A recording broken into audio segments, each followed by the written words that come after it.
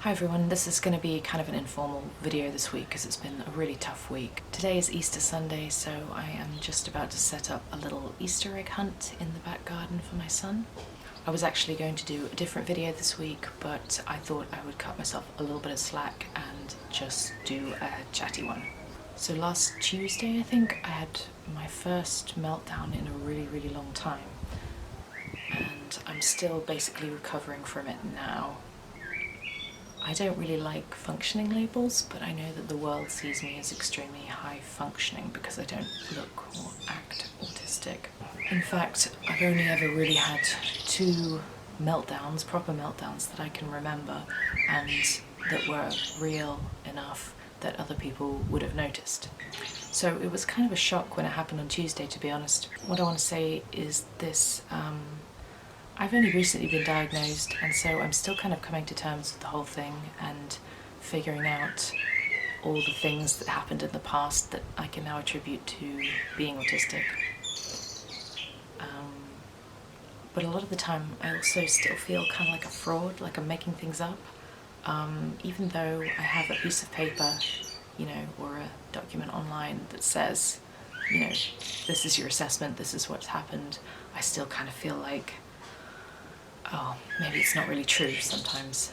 It's very hard to grow out old thinking habits, and growing up I was definitely sort of, I don't know that I was even encouraged to do this, but growing up I definitely thought, my problems are not that bad, like, don't worry about yourself, don't take care of yourself, you could just push through it and you'll be okay. Now, of course, if I'd been prioritizing myself a bit more, I maybe would have avoided this meltdown. I don't know, maybe not. But it just goes to show how functioning is really just about, like, in the moment. You can be functioning 95% of the time, but 5% of the time you're having ragey meltdowns. That's not really functioning, is it? And you can do irreparable damage in that time as well. So just to give you a bit of backstory, the conditions had kind of been building up for about a month. These things don't happen out of nowhere. It's not like autism is something that, you just unpredictably act. In fact, I think it's the opposite. It can be quite predictable, the things that can build up in order to make autistic people have meltdowns.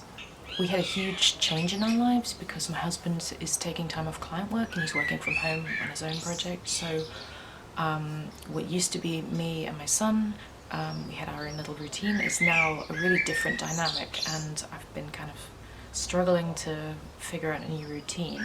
Of course, the fact that my child is 21 months coming up to 2 years old, it is a really difficult time. He's potty training, he's learning to talk, there's a lot going on in his brain, so it's not an easy time to be a parent to a child, even if as a neurotypical parent. Our babysitter found a full-time job, which she had to accept because she couldn't keep going on just the money from odd jobs. So I've been without that extra 4 hours a week of headspace, which has not been great for my mental health.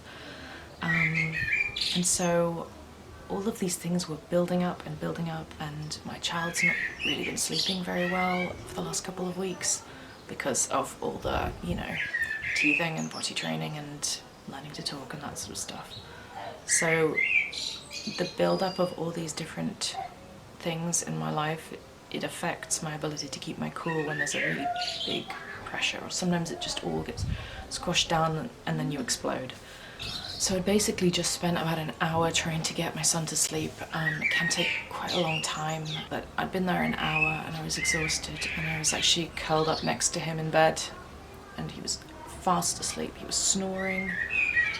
So I really carefully rolled out of bed, and then even before I had a chance to turn around and look at him, he was bolt upright awake and just going da da da da da da da. And I just lost it because he went from being completely fast asleep to being bolt upright, and I just absolutely lost it. I'm not going to repeat what I said to him. I kind of screamed at him. He just looked very confused. Why is Mummy acting like this? This is not what she normally does. She doesn't scream at me. Try not to. So he was very confused. Obviously my husband heard me just explode, and so he came up while I was sort of coming down, I went out the door, I slammed the baby gate at the top of the stairs, and I went downstairs, I slammed the baby gate at the bottom of the stairs, and I'm really glad that neither of them broke, because I did do them with some force. I came downstairs and I just had, it's like rage, it's basically just an expression of pure rage. I slammed both of my hands against our wall. We have concrete walls, which is very helpful for when you don't want to hear your neighbours have embarrassing meltdowns, but my hands were really, really sore afterwards. You know, I slammed them flat on with all my might, because it was the only thing I could think of that would relieve the rage that I felt without breaking something. I think if I'd punched the wall, I probably would have broken my hand. So I slammed it like this, both hands, you know.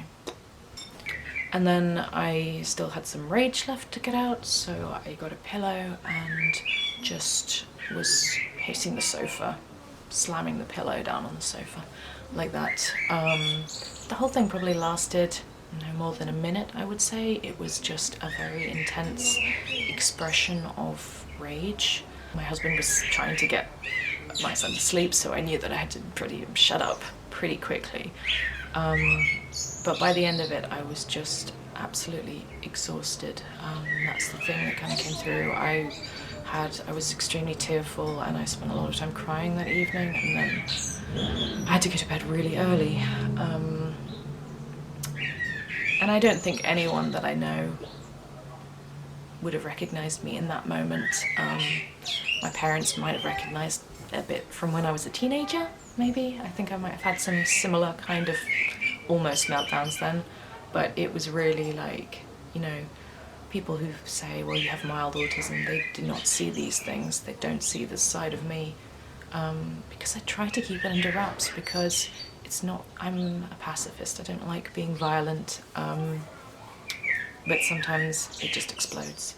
But recovery, it's really taken most of this week, and I still feel absolutely exhausted. I mean, we've not had a great week of sleep either. But I've just been trying to take care of myself, really, prioritizing sleep, eating as well as I can, like self-care, taking care of my skin, doing like pampering things that I'm not very good at keeping up to normally,